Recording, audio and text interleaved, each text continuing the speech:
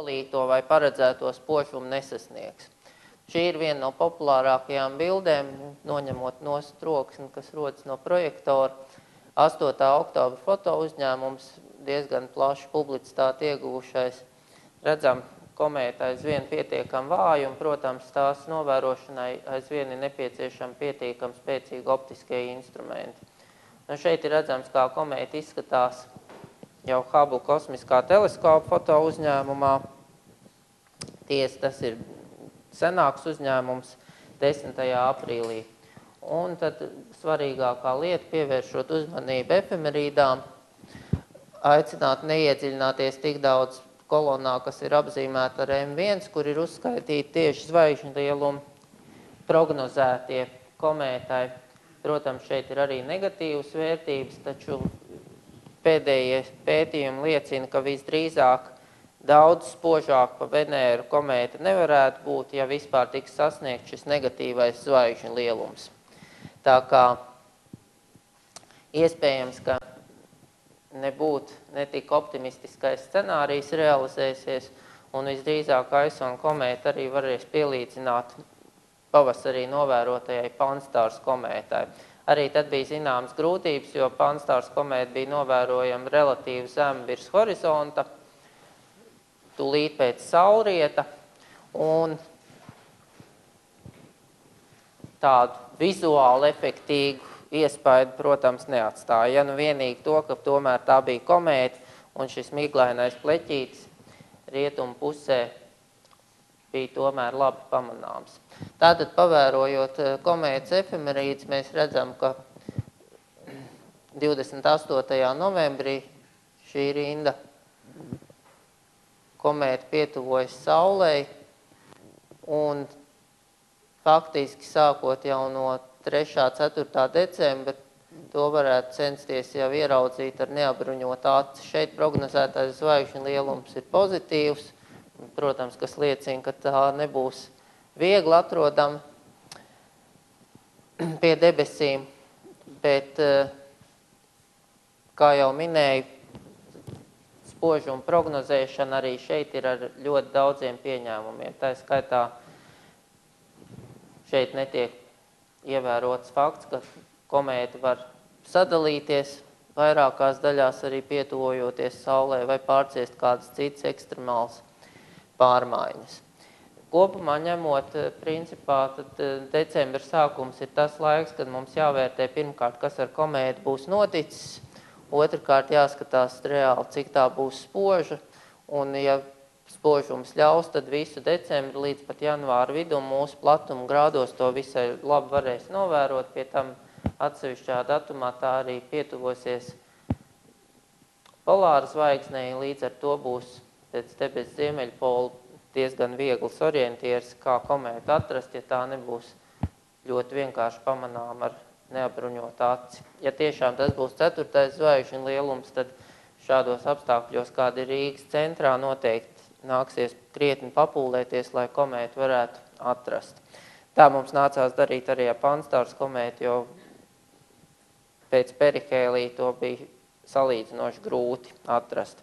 Nu, un jāteic arī, ka kopumā ņemot laika apstākļi parasti decembrī nav tie labvēlīgākie, tā tad atliek cerēt uz atsevišķiem skaidriem vakariem decembrī un arī labvēlīgiem laika apstākļiem janvāra sākumā, lai šī komēta tomēr būtu vismaz novērojama ar neapbruņotu aci.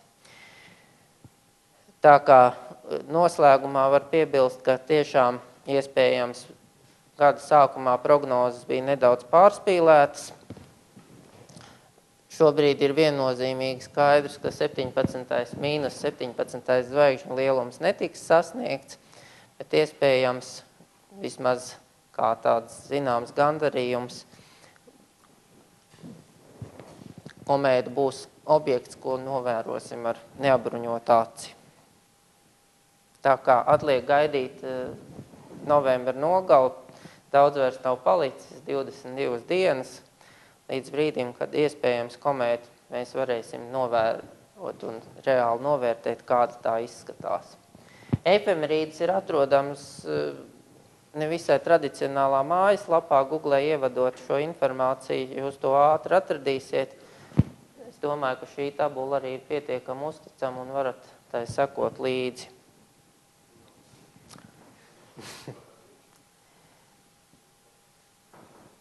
Vai ir jautājumi par šo tēmu? Ja nav, tad es šīs dienas sanāksmes nobeigumā pārslēgšos uz otru datoru un mazliet pastāstīšu par to, kā mums gāja Piltenē. Ir arī pieejamas bildes. Es ceru, ka arī pārējie klātesošie dalībnieki, kuriem bija līdzi fototehnika, ar tām būs gatavi padalīties. Tātad pasākums ērgļpsī, amatieru astronomijas seminārs, notika no 8. līdz 11. augustam visai attālā Latvijas novadā Piltenē, kas ir ļoti ievērojams vēsturiskā ziņā, bet, protams, diezgan grūti aizsniedzams, jo ne visi ceļi ved uz Pilteni, it īpaši asfaltētie. Bet Pilteni tika izvēlēta ne tikai šī te ģeogrāfiski saudabīgā novietojuma dēļ, bet arī tā iemesla dēļ, ka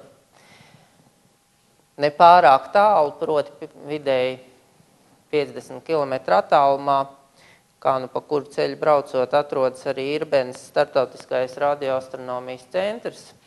Un mums bija šī iespēja, tāpēc arī pasākums tika organizēts veselu 4 dienu garumā un 3 nakšu garumā. 9. augustā doties uz Ventspils starptautisko radioastronomijas centru un Irbenes teleskopiem un attiecīgi Ivar Šmelda un Jura Žagara pavadībā iepazīties ne tikai ar RT32 radioteleskopu, bet arī daudziem par iepriecinājumu pirmo reizi mūžā izstaigāt labirintus, kas savieno abas antenas RT32 un RT16 ar bijušo skaitļošanas centru, kur notika visa lielā datu apstrāde. Šeit dalībnieki pulcējās pie RT32 un dodoties iekšā iepazinās arī ar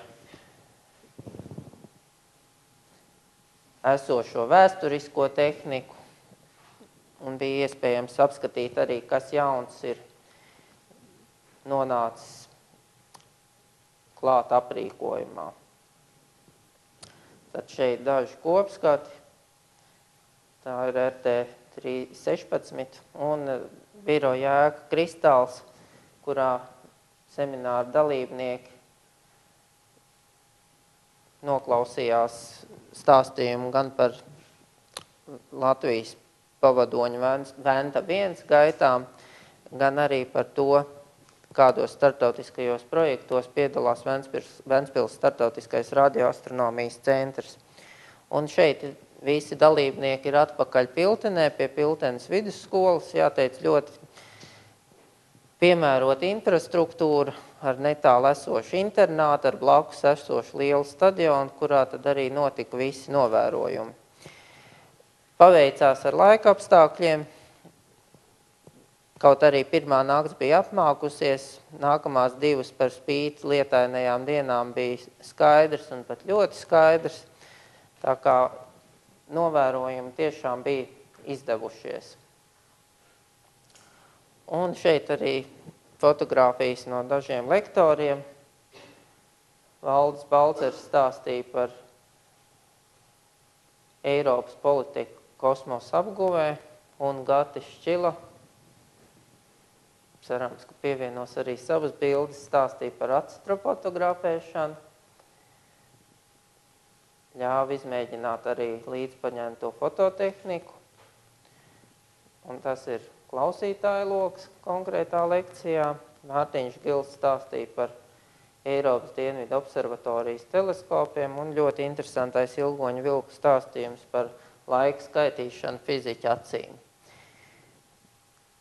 Tās bija vakar ciklu lekcijas, un šeit man nav manā kolekcijā novērojumi, jo paralēli organizēt un visu paspēt nofotografēt diezgan izaicinoši, bet ļoti ceru, ka arī vismaz pārējie man ir apsolījuši, tā kā ja kāds ir šim Google kontam pievienots no dalībniekiem meklējiet šīs fotogrāfijas, tās ir pieejamas. Un, protams, neiztrūkstošā sastāvdaļa projekta izstrāde. Gan dienas, gan nakts projekti bija semināra programmā. Un pēdējā dienā dalībnieki, protams, arī aizstāvēja abus šos projektus. Dienas projekti bija šoreiz diezgan neordināri, par ko liels paldies Ilgonim Vilkam. Nakts projekti vairāk tradicionāli, un pateicoties labiem laika apstākļiem, nakts projekta izpildi bija diezgan labi veicies. Šeit tiek demonstrēts Saules sistēmas un planētu modeļi. Šeit arī cita grupa demonstrēja galaktiku saplūšanu.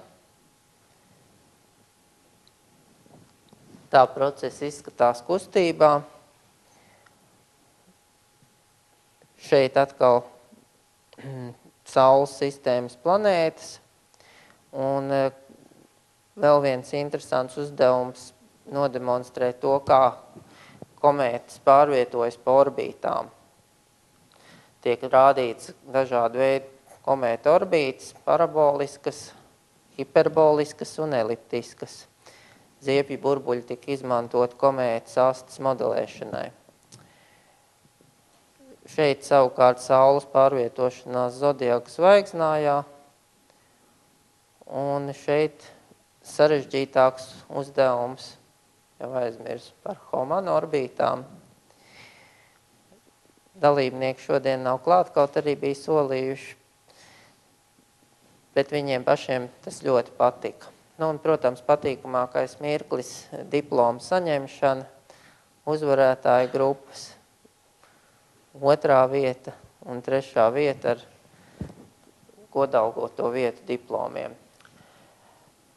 Plānojot nākamā gada pasākumu, šobrīd skatāmies Vidzemes konkrēti Rūjienas un Ķoņu virzienā. Vienīgais jautājums ir par datumiem. Sākotnēji plānotais 7. 10. augusts pagaidām šķiet nevisai piemērots tieši telpu atrašanas ziņā, bet noteikti sekojiet informācijai internetā. Paldies un uz tikšanos!